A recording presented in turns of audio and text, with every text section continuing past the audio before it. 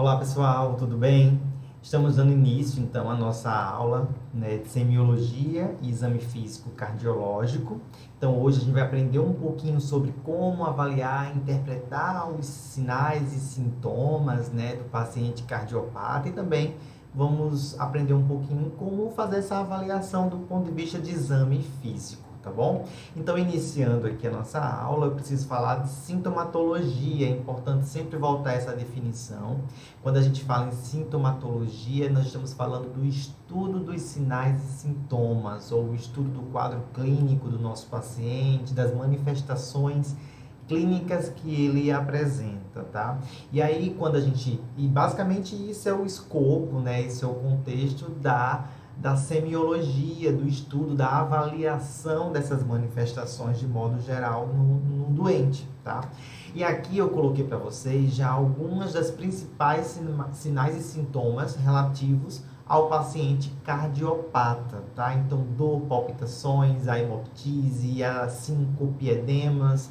Então, esses sinais e sintomas, eles vão fazer parte, neste primeiro momento da nossa aula, da primeira parte, e aí eu vou apresentar, eu falar um pouco sobre cada um deles para vocês, tá? Iniciando pela dor. Quando a gente fala no paciente cardiopata, a gente está se referindo a dor muito específica, a dor chamada precordial, ou uma dor retroesternal, por trás do externo. O precordial significa à frente do coração, tá? Então, essa dor, de modo geral, a dor é uma experiência desagradável do ponto de vista sensorial, gera consequências emocionais, Obviamente, a dor, de modo geral, quando a gente fala sobre isso, ela também pode ser ocasionada tanto por fatores psicológicos, emocionais, como também por fatores físicos, doenças específicas podem ocasionar a dor, a queixa-dor do nosso paciente, Só quando a gente está pensando aqui no paciente cardiopata, eu preciso compreender e aprofundar melhor como é essa dor. Daí a importância de entender que tipo de dor e de questionar, obviamente, que tipo de dor é essa? Onde é que está localizada? Essa dor, ela apenas no único ponto ou ela irradia para outros lugares? Qual é a intensidade? É uma dor leve? É uma dor de alta intensidade?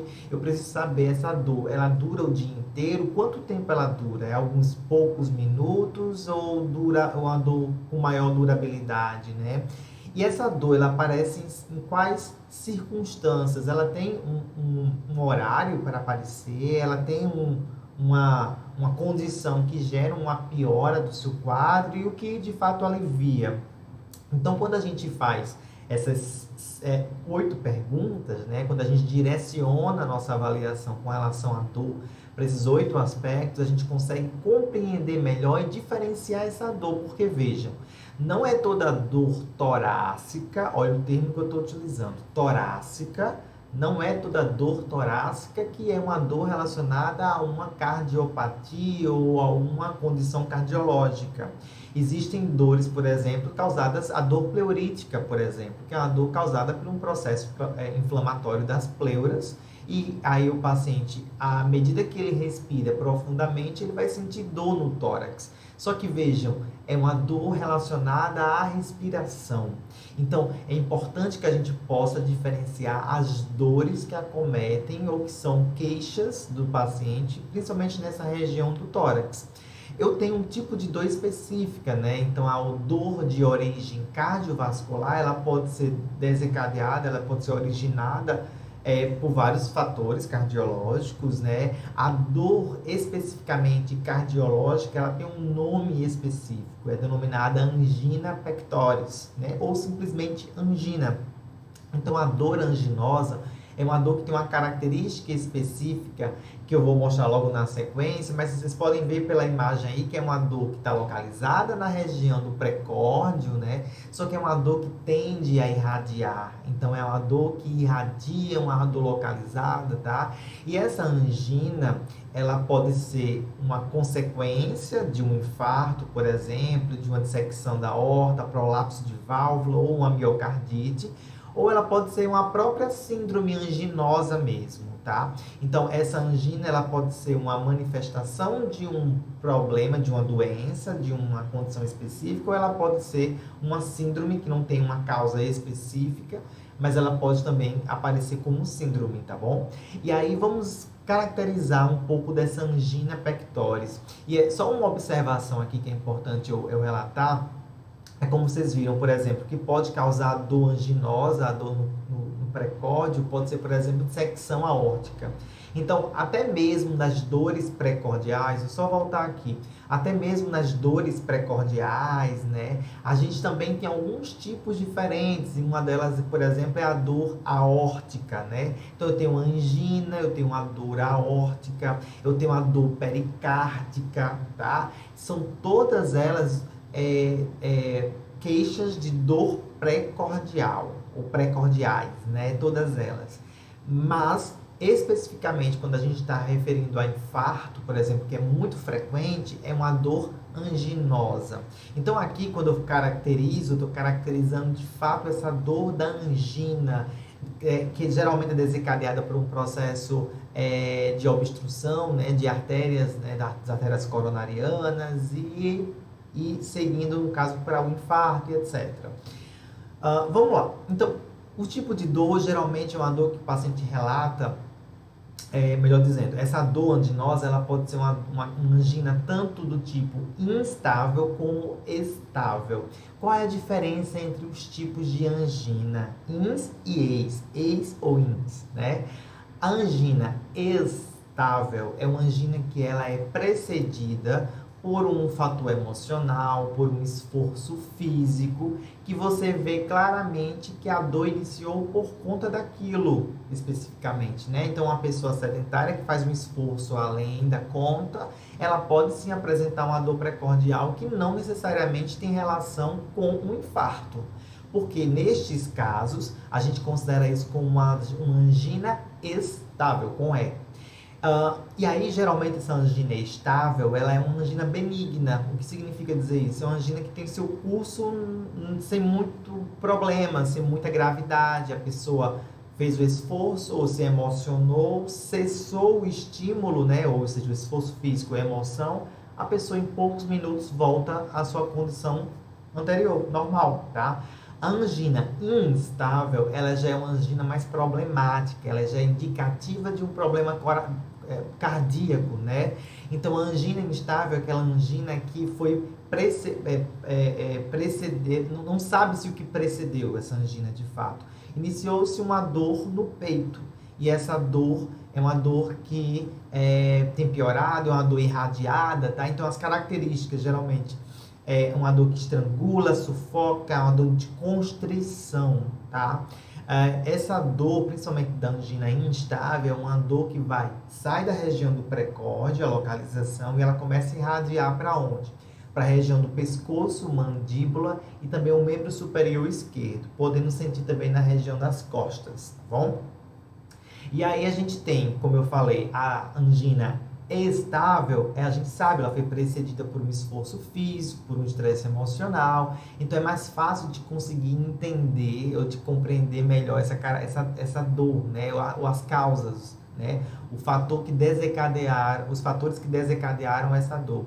Agora, com relação à duração, a angina estável, como eu disse, assim que você cessa o fator que estimulou, que gerou aquela dor, a dor para. Então, 2, 3 minutos, a angina estável, ela é cessada.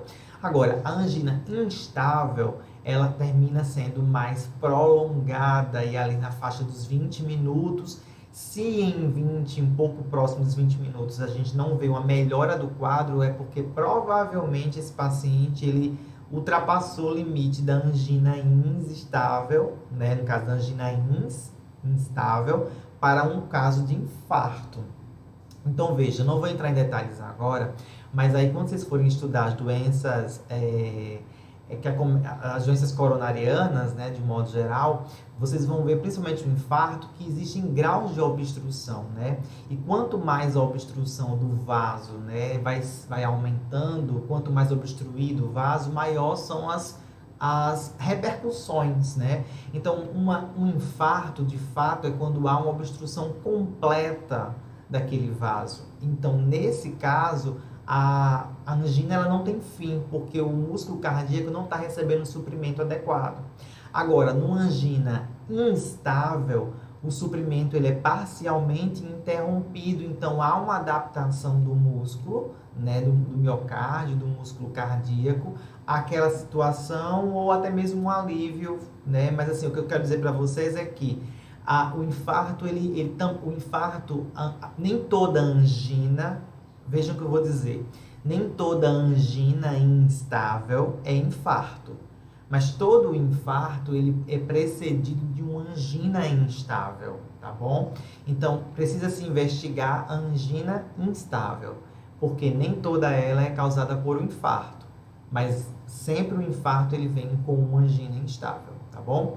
O alívio ele se dá pelo repouso, por exemplo, numa pessoa que está fazendo um esforço físico, numa angina estável, mas uma angina instável, a melhoria mesmo vem geralmente por meio de uso de medicações vasodilatadoras, que vão auxiliar exatamente nesse fluxo sanguíneo, na retomada do fluxo sanguíneo e voltar à irrigação do órgão, né, de modo geral. Então, essas aqui são as principais características de angina. É importante diferenciar EIS e INS, tá bom? Para a gente poder entender melhor. Dando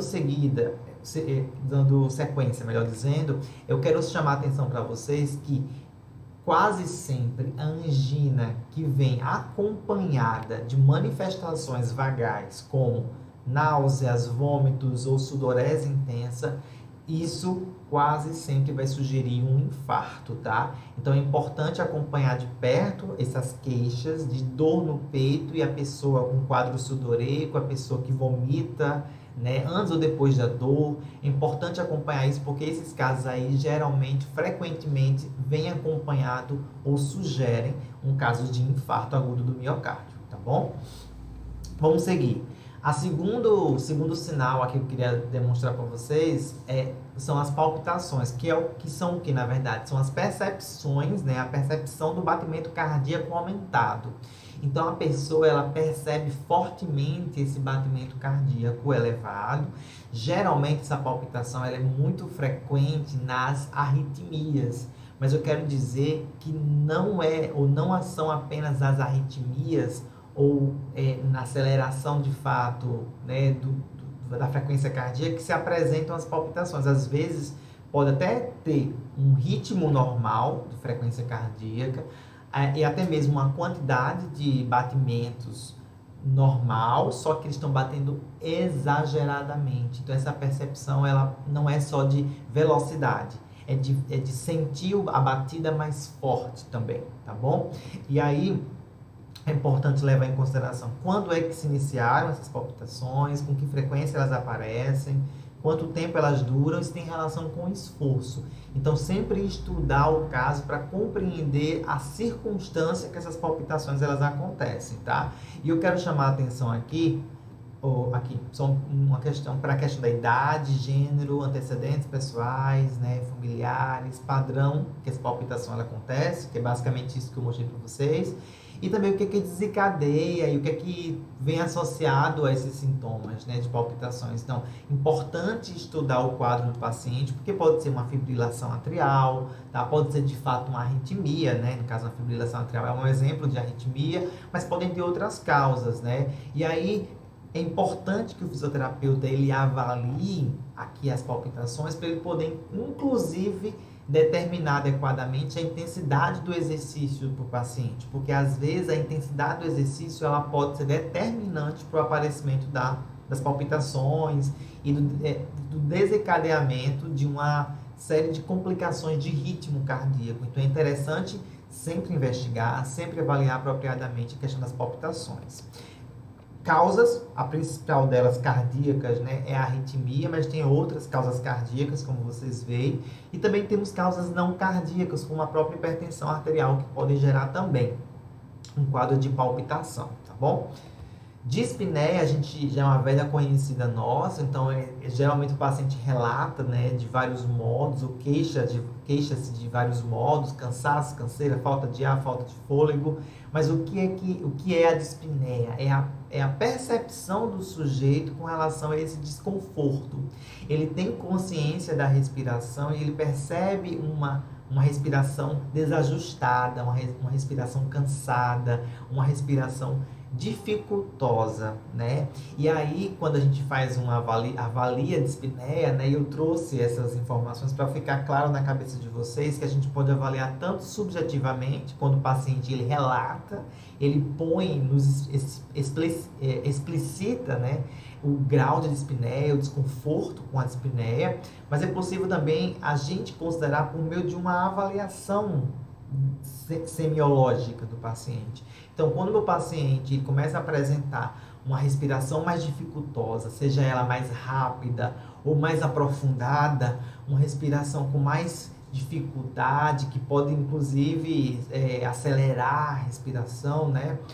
E o uso, principalmente o uso da musculatura respiratória, né? Lembrando, isso aqui dá os indicativos do aumento do trabalho respiratório. Então, quando a gente tem esses indicativos de aumento do trabalho respiratório, é uma maneira de a gente, por meio de um dado objetivo, eu estou ali analisando, eu estou verificando que o meu paciente provavelmente ele está em quadro de dispneia. E aí a gente complementa fazendo um questionamento, fazendo a avaliação do paciente. Uma coisa importante é que a dispneia, no caso do paciente cardiopata, ela geralmente indica um quadro de congestão pulmonar. Então, para ele apresentar dispneia, é porque provavelmente já há um quadro pulmonar envolvido, tá? E aqui acontece principalmente por conta dessa insuficiência ventricular esquerda. A dispneia, ela tem tipos distintos, então tem a dispneia de esforço e essa aqui, ela não necessariamente pode estar relacionada só à congestão pulmonar, pode estar relacionada de fato, à capacidade funcional do sujeito. A dispneia de decúbito, aquele paciente que deita e ele fica dispneico, muitíssimo comum. O paciente com insuficiência ventricular esquerda, que já está com um quadro de congestão pulmonar, é um paciente que sufoca quando deita, que não aguenta a posição reta, né, deitado, por exemplo, no mesmo plano, sem nenhuma alteração de cabeceira ou de elevação de cabeça. É parecido com a dispneia paroxística, porque geralmente a paroxística é aquele caso de dispneia geralmente à noite, quando o paciente vai dormir. Então, por isso que a gente chama de dispneia paroxística noturna, né? Que é o paciente que acorda com dificuldade, tossindo, né? Cansado, né? Com aquela queixa toda que a gente já conhece de dispneia. E, por fim, a dispneia periódica, que é uma dispneia relacionada a um quadro geralmente dispneias com ritmos respiratórios anormais, tipo Cheyne-Stokes, por exemplo, né? Que é um ritmo que o paciente ele cursa com apneias, dispneias, né? Respirações mais profundas. Então, são quadros específicos neurológicos, às vezes paciente com distúrbios metabólicos importantes, tá bom? Então, esse que é o quadro geral com relação à dispneia que eu queria apresentar para vocês.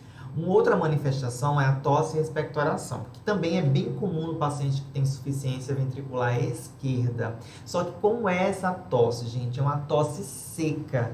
E geralmente é a tosse que aparece à noite. Então ela vem muitas vezes junta com a dispneia paroxística noturna. Então, geralmente, exatamente quando o paciente está com a congestão pulmonar já, né, ele começa a apresentar uma série de sintomas, né, de manifestações associadas, né, e termina que essas manifestações de tosse durante a noite terminam dificultando o paciente de dormir, que é algo que a gente vê muito comumente nesses pacientes, essa questão da posição da cama, de como ele se deita na cama, né?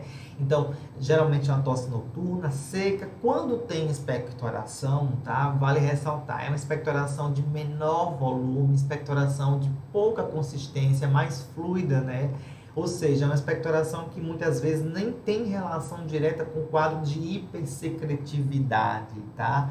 E que secreção é essa, gente? É uma secreção característica da congestão pulmonar. É importante que vocês possam dar uma pesquisada sobre edema pulmonar cardiogênico. Provavelmente vocês vão ver isso mais adiante na terapia intensiva, mas é um quadro muito comum das complicações, né, da insuficiência cardíaca esquerda. E o paciente, que acontece? Entra fluido, né, dentro dos pulmões, causados exatamente pela pressão nas câmaras cardíacas. E esse fluido dentro do alvéolo, etc., ele começa a ser eliminado por meio da expectoração e a gente começa a ver uma característica mais espumosa, rosácea. Eu vou falar logo na sequência sobre a hemoptise, mas é uma secreção rósea, uma secreção mais espumosa, que é exatamente a mistura desse material que vem do coração para os pulmões, tá bom? A sibilância também é interessante, e aparece também os sibilos, né? Aquela chiadeira que a gente já conhece também, que a gente vê muito no nosso paciente asmático, a gente também vê no paciente cardiopata, principalmente aquele paciente um pouco mais complicado. E aqui é interessante sempre lembrar que os sibilos eles só aparecem porque há uma dificuldade de passagem do ar por um brônquio específico, né? Um bronquíolo específico. Porque existe provavelmente ali um quadro de broncoconstrição, né? Então, é muito comum esse paciente ele acordar à noite tossindo de novo, vem acompanhado com tosse, dispneia e o sibilo, a chiadeira. É muito comum isso durante a noite. E é interessante aqui que o médico, principalmente, ele faz, e a gente também pode captar um pouquinho disso, diferenciar entre asma brônquica e asma cardíaca. A asma cardíaca, né, é exatamente uma asma relacionada a essa congestão pulmonar. É uma asma que o broncoespasmo, ela também tem broncoespasmo, tá? Lembra que na asma brônquica, o que está acontecendo? Uma hiperreatividade brônquica. Aqui na asma cardíaca, chamada asma cardíaca, a gente tem uma resposta do brônquio mais ao exudato, à congestão pulmonar. Ou seja, o excedente líquido que está ali dentro dos pulmões, que entra nos bronquíolos, nos alvéolos, gera essa resposta de broncoespasmo. E o paciente tem esse broncoespasmo, essa crise de broncoespasmo, exatamente por conta desse excedente líquido ali dentro do pulmão, tá? E ele vai ter tosse, vai ter desconforto respiratório, tudo tal como uma crise asmática, só que a origem é diferente, tá certo? Hemoptise também a gente já conhece, é quando o sujeito ele elimina, né, via oral uma quantidade maior ou menor de sangue, né? Esse sangue ele pode ou não vir acompanhado de secreção pulmonar, né? E aí é interessante quando a gente fala de secreção pulmonar com sangue, a gente chama de expectoração hemoptóica, né? Ou seja, é o catarro pulmonar, secreção pulmonar com sangue. Lembrando que esse sangue, né, ele pode vir de várias origens, desde vias aéreas mais superiores, da traqueia, mas também de vias aéreas mais inferiores, como os brônquios ou do próprio pulmão, das estruturas pulmonares, tá certo? E quando eu falo de origem cardíaca, né, geralmente, como eu estava falando para vocês na tosse, essa secreção, ela já é uma secreção que vem com esse componente sanguinolento, por conta da questão da congestão pulmonar, de todo o material, porque na congestão pulmonar, por conta dessas pressões aumentadas nas câmaras cardíacas, não é só o plasma sanguíneo que migra para dentro dos pulmões, do alvéolo em si, também migra uma quantidade de hemácias. E aí são essas hemácias que vai dar essa coloração de sangue, essa cor de sangue vermelho vivo que a gente chama, tá? Só que quando mistura-se com as secreções pulmonares, com o líquido pulmonar que está ali dentro também, de plasma, etc., a gente já tem uma secreção, uma característica de secreção mais espumosa, rosáceo, tal como está nessa imagem aí para vocês acompanharem. Síncope é aquela sensação de desmaio, é a perda, não só a sensação, mas é a ocorrência do desmaio, na verdade, né? Onde a pessoa ela perde a consciência e aí ela tem um apagamento, um desmaio. Então, a pessoa geralmente ela recupera-se alguns minutos depois, 3 minutos depois, ela já tem uma recuperação desse tônus, né, postural, ela volta a acordar. Mas o que é que causa a síncope no paciente cardiopata? Isso aqui tem relação direta, gente, com a questão do débito cardíaco, da redução do débito cardíaco. Então, quando o débito cardíaco ele cai abruptamente, principalmente, existe uma redução de perfusão cerebral, tá? E essa redução de perfusão cerebral, ou seja, o fluxo cerebral é reduzido. Óbvio, isso é transitório, então não causa dano, lesão cerebral, tá? Mas é dada a circunstância de redução do débito cardíaco ou até mesmo da resistência vascular periférica. Lembra dela? A resistência vascular, quando cai, a pressão ela também cai automaticamente. Então, o que acontece? Lembra que são diretamente proporcionais, né? Então, queda de volume, queda de resistência, vai cair também a pressão. E aí a gente termina tendo perda de fluxo sanguíneo para a cabeça, para o cérebro, para o tecido. E aí termina tendo uma queda, um desligamento, né, momentâneo. E isso seria síncope, tá bom? Comum também nos pacientes cardiopatas. Então, o que é que pode causar? Tem várias situações, mas eu destaco as bradi e as taquiarritmias. Ou seja, nesses dois casos aí, a gente tem alterações do ritmo cardíaco. Então, uma alteração no ritmo cardíaco, o que é que vai acontecer? Esse coração não vai bater apropriadamente, ou vai bater muito rápido, vai bater muito devagar e não vai conseguir ejetar uma quantidade de sangue suficiente. Mas tem outras situações, como por exemplo, uma válvula que está estenosada, né? Um problema na própria musculatura, uma cardiomiopatia dilatada, por exemplo, tá? Então, nós temos várias situações que podem reduzir esse débito cardíaco e, por fim, gerar síncope no nosso paciente. Nós temos, como já falei, alterações do sono, né? Assim, fora a questão da pessoa acordar à noite com dispneia paroxística, tosse, aquele desconforto respiratório, né? No caso de quem tem congestão pulmonar de origem cardio. Mas também tem um outro ponto importante, que é a insônia, tá? Que é muito frequente no nosso paciente que cursa com esse quadro de congestão pulmonar. E o que é que acontece, gente? Exatamente por conta dessa redução do débito cardíaco, ou seja, o coração insuficiente, sem conseguir bombear bem o sangue para o corpo, termina chegando um fluxo menor de sangue no cérebro. E isso vai gerar edema cerebral, ali, ó, hipertensão do líquido, anóxia. Anóxia é o quê? É a falta de oxigênio. Então, esses fatores aí, essas consequências associadas, elas fazem o sujeito ficar com insônia, ansioso, com uma série de consequências, né, que vão interferir no seu sono, na qualidade do seu sono, tá? Então, é importante avaliar também o sono do paciente e entender o quão está sendo o sono reparador ou não, tá bom? E aqui eu tenho a cianose também, que é uma conhecida nossa, a gente sabe que é exatamente essa coloração azulada. A gente tem 3 tipos de cianose conhecida, né? A cianose central, periférica, e quando tem as duas. Cianose central, ela é a cianose que tem geralmente relações com a concentração de oxigênio no sangue arterial, também tem relação com as taxas de difusão de oxigênio nos pulmões, né, na hematose, que vai ficar prejudicada, por exemplo, quando tem um quadro de congestão pulmonar, tá certo? E a causa mais frequente, né, a cianose central é a mais frequente no paciente cardiopata, mas eu também tenho cianose periférica, causada muitas vezes pelas alterações na resistência vascular periférica, e as duas juntas, quando elas coabitam no nosso paciente. Lembrando que a cianose central ela manifesta geralmente nas mucosas, né? Então, não necessariamente o meu paciente ele vai estar todo azulado, com a característica azulada, né? Vamos dizer assim. Mas o meu paciente ele vai começar a apresentar uma mudança de coloração na gengiva, nos olhos. É importante observar essas mucosas para poder ver a resposta ou como se altera durante um exercício, por exemplo, tá bom? Edema, né, muito comum. O edema nada mais é do que a resultante do desequilíbrio entre essas forças vasculares, né, ou seja, um predomínio da filtração sobre a reabsorção, que é isso? Tem mais sangue dentro do que sendo retirado, então, sangue não, desculpa, mais líquido, né, no meu intersticial. Então, não está tendo uma boa reabsorção. E isso acontece por quê?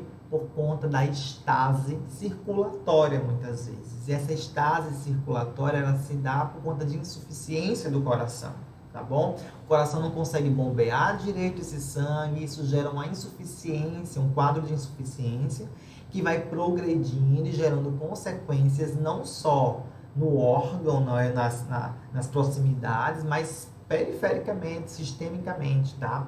Então, aqui a gente tem um edema, quando ele tem origem cardíaca, né? A gente sabe que é um edema geralmente simétrico. Então, a gente começa a observar um edema que vai subindo dos pés para cima, um edema que começa na altura dos tornozelos e ele vai subindo simetricamente, né? E isso é um sinal ruim, tá, gente? Tá aqui algumas imagens, é um sinal ruim que mostra que está tendo uma evolução do edema. Isso demonstra uma dificuldade, não apenas no retorno venoso, mas também uma dificuldade circulatória geral, tá bom?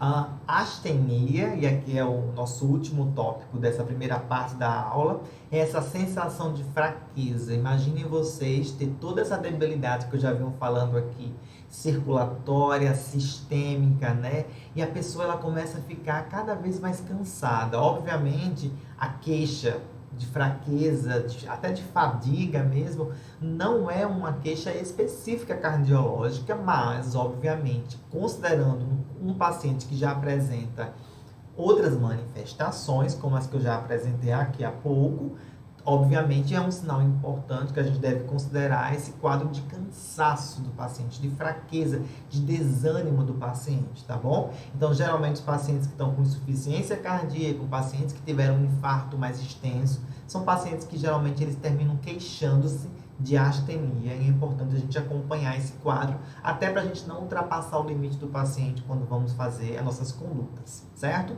Então, aqui eu encerro essa primeira parte da nossa aula e eu encontro vocês na próxima parte para a gente dar a sequência, tá bom?